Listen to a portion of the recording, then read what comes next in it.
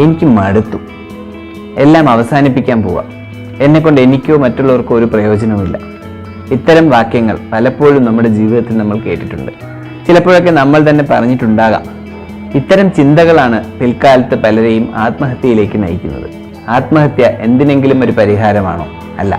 ആത്മഹത്യ കാരണം അവരവർക്കുള്ള നഷ്ടം മാത്രമല്ല, കുടുംബത്തിന്, സമൂഹത്തിന്, രാജ്യത്തിന് വരെ അത് നഷ്ടമാണ്. ഇങ്ങനെയുള്ള ചിന്തകളിലേക്ക് ആൾക്കാരെ എത്തിക്കുന്നത് ഒരവസ്ഥയാണ്. ഈ ഒരവസ്ഥ തരണം ചെയ്യാൻ കഴിയും. ഇരുളടഞ്ഞ രാവാണെങ്കിലും അടുത്ത ദിവസം സൂര്യൻ ഉദിക്കും എന്നുള്ളത് പോലെ തന്നെയാണ് ജീവിതത്തിൽ കഷ്ടപ്പാടുകൾ കഴിഞ്ഞാലും ഒരു നല്ല സമയം വരും എന്നുള്ള പ്രതീക്ഷ.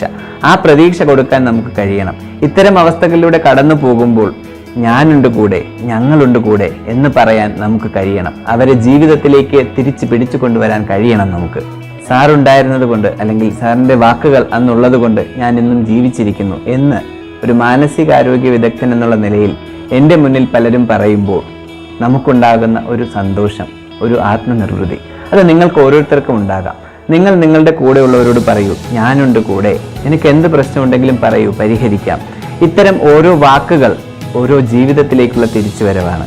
അത് ഓർമ്മിപ്പിക്കുന്നതാകട്ടെ ഈ ഒരു സൂയിസൈഡ് പ്രിവെൻഷൻ ഡേ.